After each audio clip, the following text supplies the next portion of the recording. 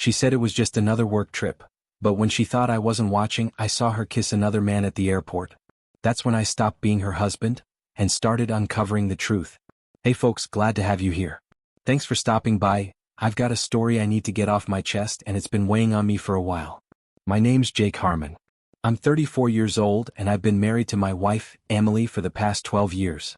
She's 32 now, but we first met completely by chance 14 years ago, right around the 4th of July weekend. Back then, my buddies and I had planned to do something a little different. We headed out to camp along the coast for the long weekend. Turns out, Emily and her group of friends had the same idea and picked the very same stretch of beach. I happened to be the one driving, so I got to choose where we'd park and pitch our tents. The second I saw her, I knew exactly where we were setting up. She was stunning, honestly, still is, and something about her just pulled me in. These days, I work remotely as an IT consultant. Emily's in finance, working as an auditor. She's always had a head for numbers. She actually started out in a marketing support role, but it didn't take long for her to pivot into something more technical. We both work for the same company, and back in the early days, we used to ride in together every morning and eat lunch side by side like clockwork. We were pretty much glued at the hip. The company helped cover tuition, so once we tied the knot, I used my income to help her enroll in evening classes. She didn't have a college degree at that point, but she dove into those courses and crushed them, straight A's across the board until she graduated. Most of her job takes place at the office since all their data is housed on site. She also travels occasionally for training seminars that are held every few months. A few years ago there was one down in Atlanta. I decided to take a week off to tag along since it lined up with the grand opening of the city's new aquarium. During the day she was busy with back-to-back sessions, and I'd roam around the city on my own. In the evenings we'd reconnect, usually grabbing dinner together. Her lunches were usually working events with boxed meals, while the dinners were more upscale buffets, often paired with talks from upper management. I remember one of the regional VPs giving a presentation while folks were sipping wine and mingling. The final night of that trip wrapped up with a cocktail reception, not a black tie affair, but definitely dressier than your average work gathering.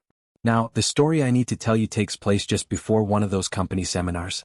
It was a Saturday evening, and Emily was upstairs packing for her flight the next day. I had just finished wiping down the counters and cleaning up the kitchen downstairs. I headed upstairs to slip into something more comfortable, planning to kick back and watch a bit of TV for the night. But the moment I walked into the bedroom, I caught Emily off guard. She jumped slightly and, in a hurry, slammed the lid of her suitcase shut.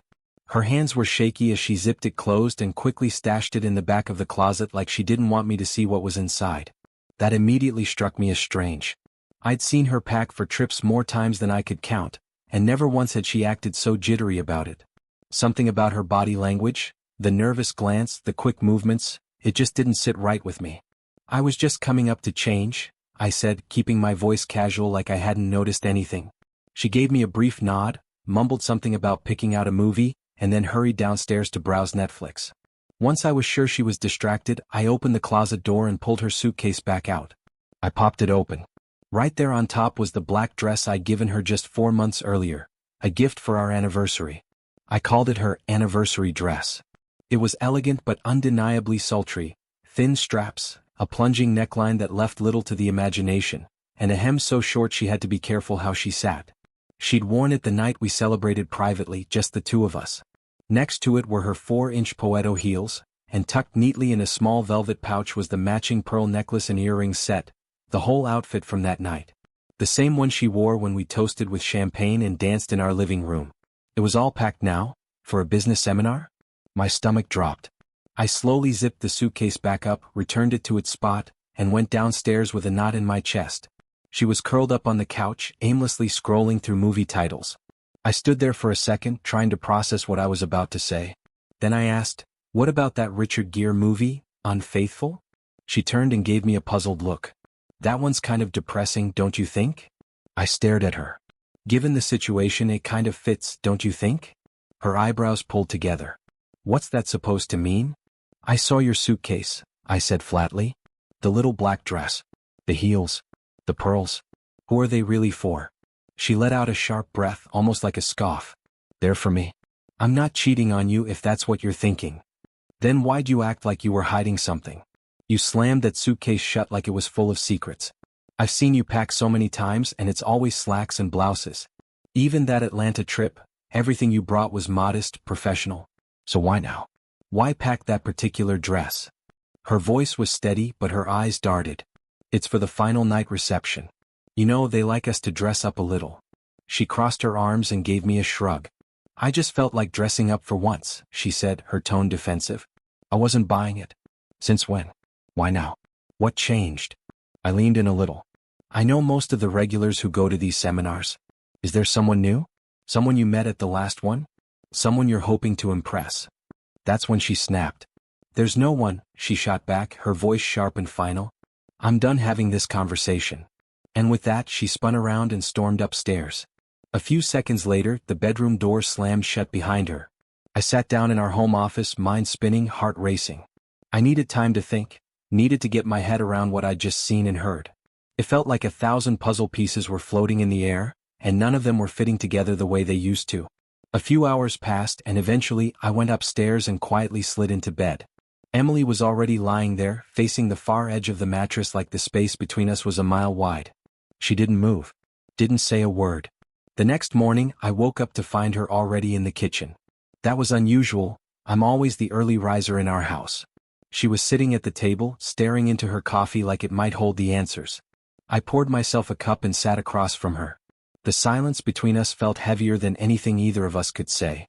Emily, I began, carefully choosing my words, do you remember when we first started dating and you asked me about my past? She looked up slowly, her face unreadable, then gave a slight nod. You asked me if I'd ever been in a serious relationship before.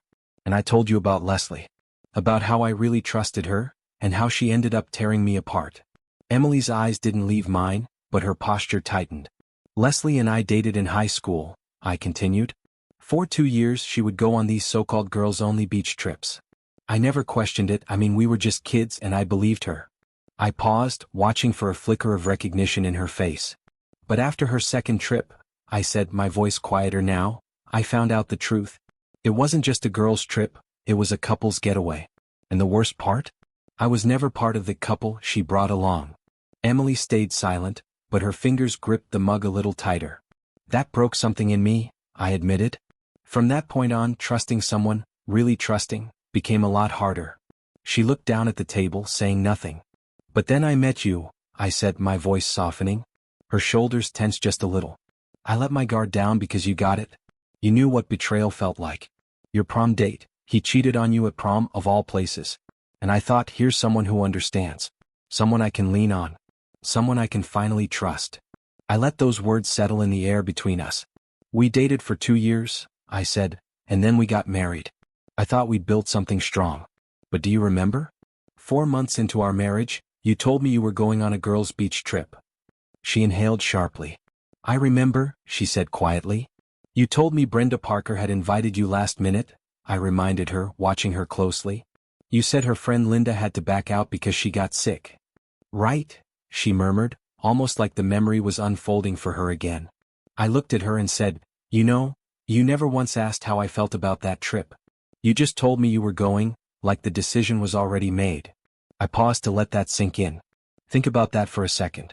We were still practically newlyweds, supposed to be in that phase where we couldn't get enough of each other. And yet, you went off on your own for a week. And not just anywhere, it was the same beach, the exact place where Leslie had shattered my trust all those years ago. I waited, watching her face. But did I stop you? Did I bring up the pain that place held for me? No. I didn't say a word. I kept it to myself because I trusted you. I believed in us. She looked down at her hands. I was young. I didn't think about it that way. I'm sorry. I studied her for a moment, then shook my head slowly. That trip, it changed how I saw our marriage. Something in me shifted. The way I trusted you after that, it wasn't quite the same. Her eyes widened, confused. What do you mean? I let out a long breath, steadying myself. Do you remember Alex Smith? She froze. The color drained from her face. Yes, I remember Alex. We both worked with Brenda in the old marketing support department, I reminded her. Alex happened to be in the same area that weekend. He saw you. Emily's voice dropped to a whisper. He did. Yeah. He spotted you on your first night out. Some bar or club, I don't remember which. He called me that night, kind of joking at first, asking where I was. When I told him you were with Brenda on a girls' trip, he paused. Then he said I was either the most trusting man alive, or the most clueless. Her entire body stiffened. I pushed him for details and after hesitating he sent me a few pictures. Her voice came out sharp and nervous. Pictures? I nodded. Yeah. Photos of you on the dance floor. Not with just one guy, several. One at a time. Some slow dances, some with a little too much closeness for a married woman. She started to shake her head. It was just dancing, Jake. That's all it was. Nothing more was going on. I get that, I said gently. I'm not accusing you of sleeping with anyone. But it was enough to raise flags for Alex. He wasn't the type to get involved in drama, but something made him call me. I leaned in slightly. I never pictured you out at bars every night. I thought you and Brenda would have some dinners, maybe relax, sightsee a little. But clubbing? That never even crossed my mind. She looked away, biting her lip. What really bothered Alex and then me was the flirting. I wasn't flirting, she said quietly, almost defensively. I wasn't there, Emily, I replied. I didn't see it with my own eyes. But I know Alex. He didn't make stuff like that up. He told me you were going table to table asking guys to dance. You were the one initiating it. And when you'd had a few too many drinks and some of the guys got a little handsy, he stepped in and took you home. Her eyes widened, stunned. He told you that? I nodded slowly. Every word. I continued, my voice steady but heavy. Alex also told me he sat outside your rental house for over an hour that night, just to make sure no one followed you back. Her eyes widened. I never knew. No, you didn't, I said. I told him to keep it quiet. I didn't want to jump to conclusions, but I couldn't sit back either. I asked him to watch out for you, for us. And for the rest of that week, I had him keeping tabs. Her jaw dropped. You had me followed? You were spying on me? I met her gaze. Your behavior gave me every reason to worry. If Alex hadn't been willing to keep an eye on things, I swear to you, I would have gotten in my car and driven there myself. And if I saw what he saw, I probably would have dragged you out of that place myself, kicking and screaming if I had to. She looked stunned, speechless. There's more, I added. Alex said there was this one guy you kept running into. No matter which place you and Brenda went, he was there. Every single night. Alex said it didn't feel like coincidence, it felt planned. She shook her head slowly, looking away. I can't believe this. All this time. I had no idea. I don't even know what to think. You had someone follow me like I was a child. I leaned forward. You gave me every reason to question you. What was I supposed to think, Emily? You were newly married, for months in, and you go on a week-long trip and end up dancing with random men at bars? Flirting, drinking, letting strangers put their hands on you? She opened her mouth, then shut it. I didn't confront you back then, I said. Because when it became clear nothing physical had happened, at least not that Alex saw, I tried to let it go. But I'll be honest with you, the trust? Was never the same. And if you had ever brought up the idea of another girl's trip after that, my answer would have been a hard no. She didn't respond. Just sat there, staring at the table like she was trying to disappear into it. So then, I continued, you got your promotion, and with it the quarterly travel. Which brings us to now. I watched her closely. You must have met Evan Ty at some point, right? Worked in your department for a while. She gave a small nod. Yeah, Evan. Older guy, tall, kind of heavy set? We met a couple of times but we never really talked. Well, Evan used to be my budget coordinator, I told her. Worked with me for about 3 years. After you started the new position, I asked him what those seminars were really like. Her face shifted, defensive, guarded. He told me they were mostly business. Day after day of structured sessions, breakout groups, and late-night prep for the next day. Said the evenings were low-key, maybe some folks gathered at the hotel bar, but no wild parties. Most people were exhausted by the end of the week and couldn't wait to get home. He said the closing reception was usually half empty. Most folks stayed for an hour or two, then left to catch flights or just crash early. Her face darkened, and when she finally spoke, her words came out bitter and tight. You're insecure. You checked up on me? No, I said firmly. I asked someone I trusted for insight because I had doubts. Doubts you created. All I ever wanted was to understand what these seminars were really like, I told her. And as for Atlanta, I honestly just wanted to see the aquarium. That's all. She folded her arms tightly across her chest, her eyes narrowed. So we're back to the dress, huh? Exactly, I said. If these trips are all business, long days, working dinners, hotel bars, then why pack something like that? I already told you, she replied sharply. I just felt like dressing up, that's all. If it makes you feel better, she added with a roll of her eyes, I won't bring it. Bring it or leave it, Emily. At this point I don't care. The moment you zipped that suitcase shut, something broke. That's when the trust issues started. Her face hardened and her tone turned cold. Screw you. And with that, she spun around and stormed upstairs to finish getting ready. About 20 minutes later, she came down with her suitcase in hand. I stood up and told her I'd shower and take her to the airport like I always did. She didn't even look at me. Don't bother, she snapped. I already called an Uber. I don't want you taking me. I didn't fight it. I knew this was coming. Once she left, I showered, dressed, and packed a small bag of my own. It was time to follow through with my plan.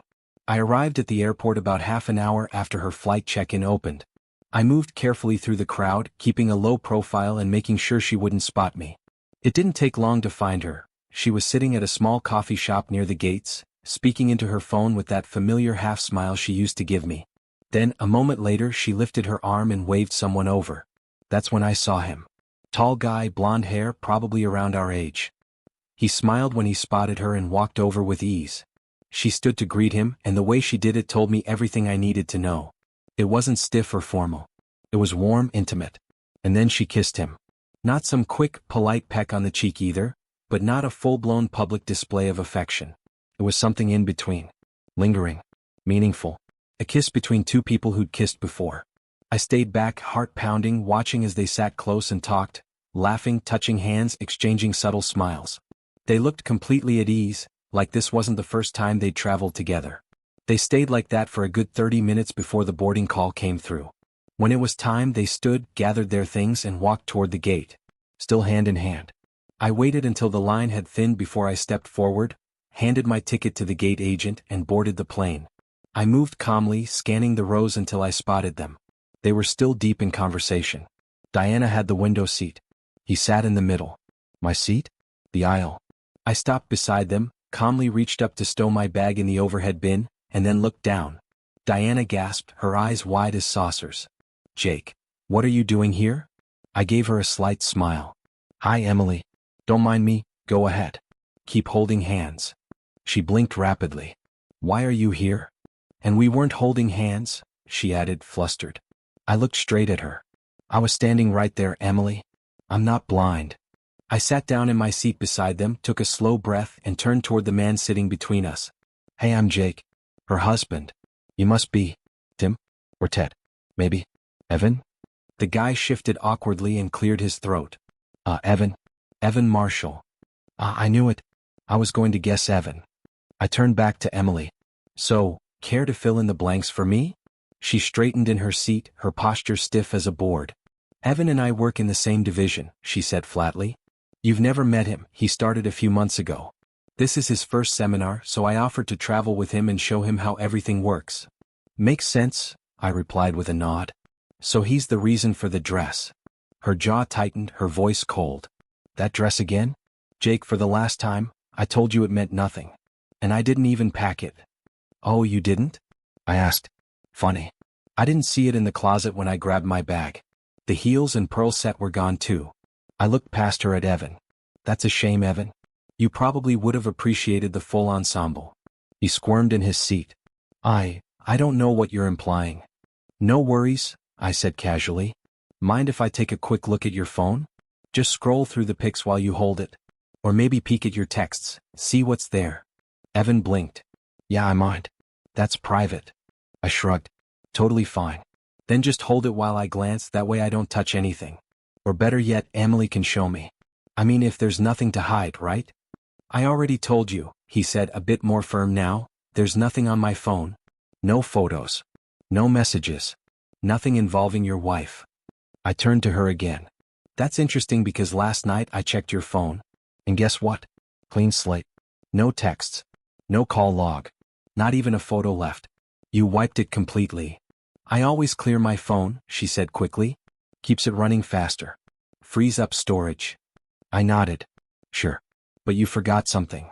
She tensed. His contact, I said. Out of all the names in your contact list, one stood out. Just 2 letters, EK. She flinched. I guess I'm just a jealous nut, right? Paranoid, insecure. But what's funny is, Evan here just claimed he's never sent you a message. Yet I saw one last week. And now, it's gone. So who's lying? Her face turned pale. I shook my head. You're embarrassed? That makes two of us. Actually, I think I've got more reason to feel that way. Tell me, how exactly am I supposed to react after watching my wife stroll through the concourse holding hands with another man? We weren't holding hands, she said quickly, voice strained. And we didn't kiss. You're blowing this way out of proportion. Really?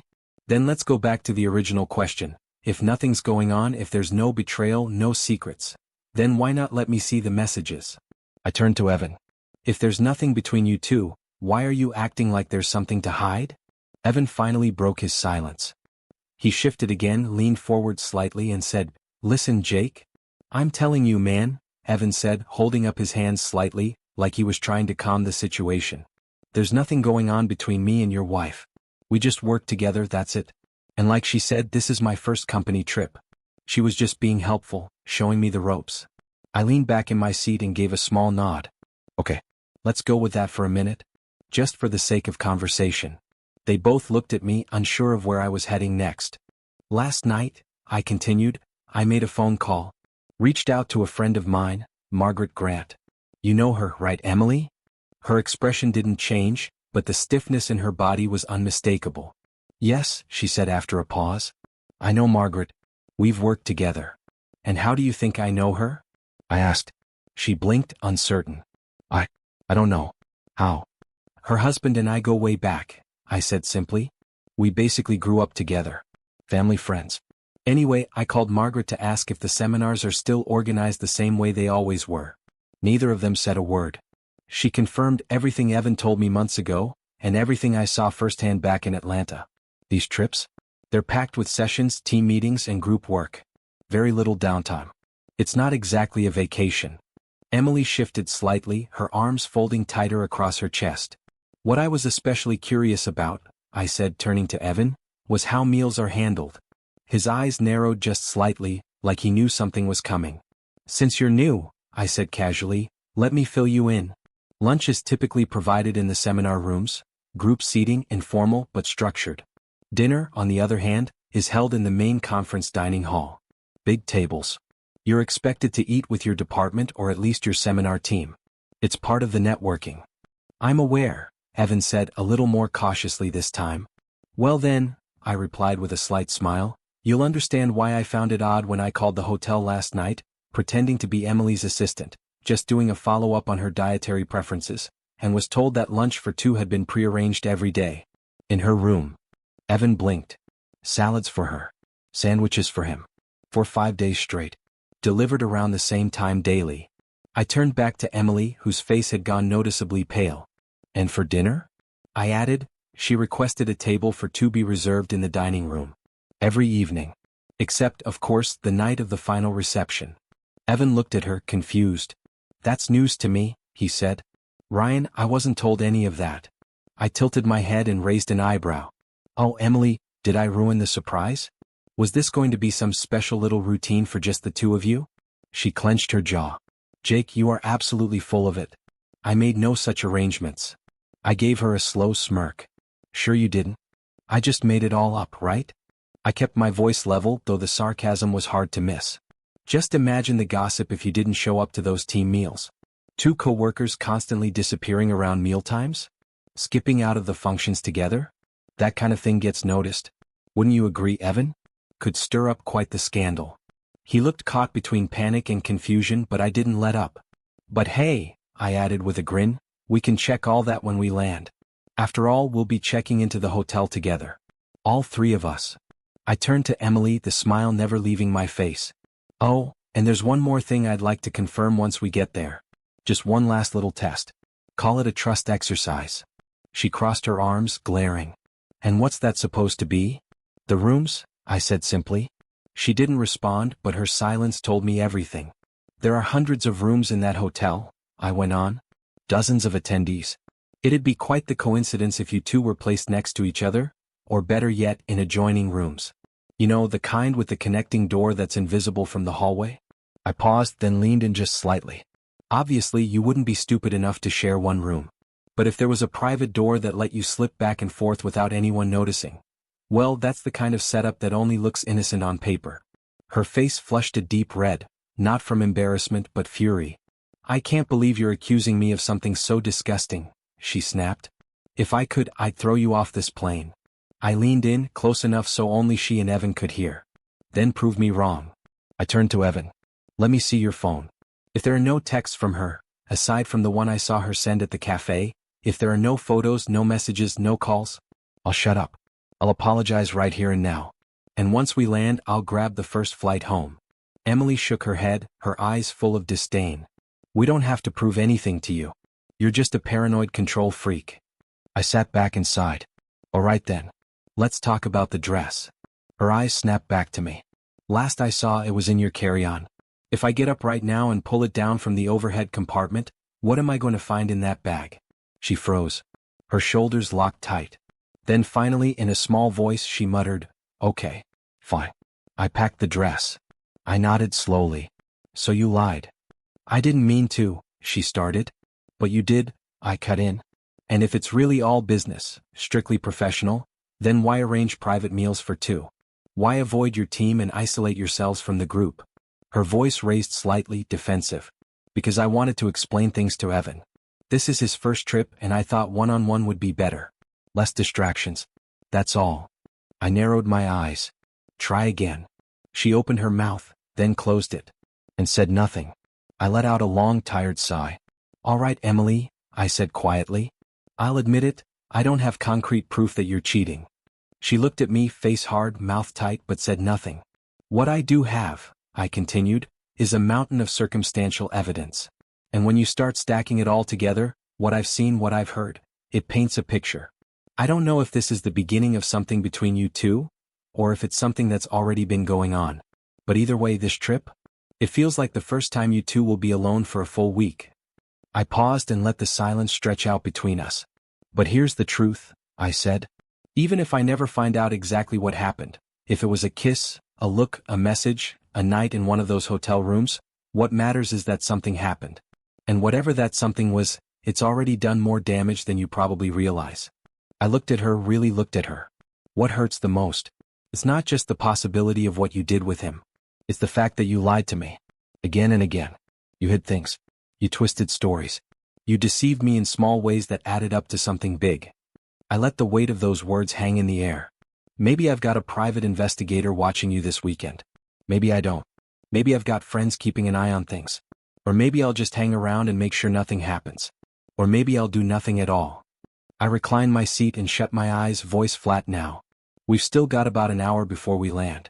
So you too, take that time to think it over.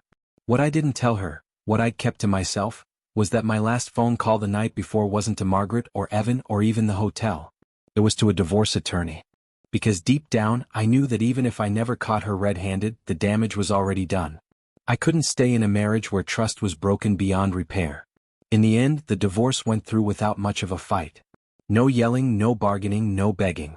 She didn't contest anything. And to me, that silence, that lack of resistance, said everything I needed to hear. Maybe she never cheated. Or maybe she did. But either way, she didn't value what we had enough to fight for it. And that, in itself, was enough to walk away. As the saying goes, being single and without love? That's still better than being married and completely alone in it. Thanks for sticking with me through this. If any of you have been through something similar or have thoughts, I'd really appreciate hearing them in the comments. And if you found any of this meaningful, don't forget to like, share, and subscribe.